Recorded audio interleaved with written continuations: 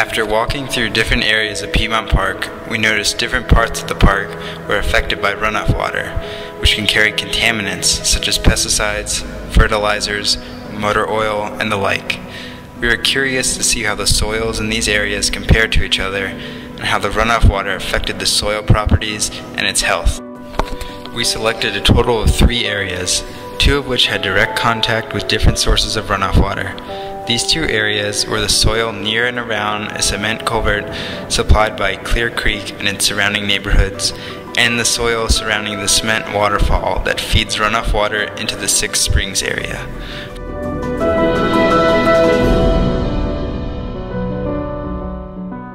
For our 3rd area, we selected an area that had no visible direct human contact nor possible sources of contamination. As suggested by the Piedmont Park staff, we chose the North Woods area, which is an elevated, fenced-off region closed to the public. The 3 regions were then randomly tested for pH and salinity levels to indicate the health of the soil.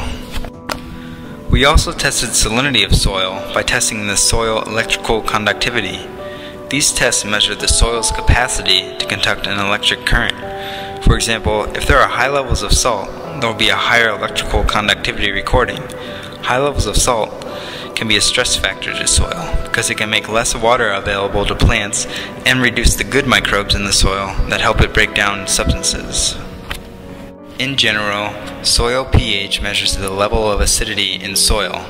Soil that is too acidic increases the uptake of toxic nutrients, while soil that is too basic prevents the uptake of beneficial nutrients. This means that the ideal pH range for soil should fall somewhere in between these 2, such as a pH of 6 to 7, to ensure the most effective uptake of minerals and nutrients. After statistical analysis, our results for electrical conductivity showed differences among our areas, but these differences were not statistically significant. Therefore, we cannot conclude that the location affects the electrical conductivity of soil. However, the results for our pH test were statistically significant between the Northwoods area and the other 2 areas. Based on these results, we concluded that the location has an effect on pH level. The 2 areas more affected by runoff were basic in comparison to the Northwoods area. After comparing the results to one another and to literature references, we found elevated pH and salinity levels in areas in contact with runoff water. Plants nourished by these soils display less capability of uptaking essential nutrients and healthy growth.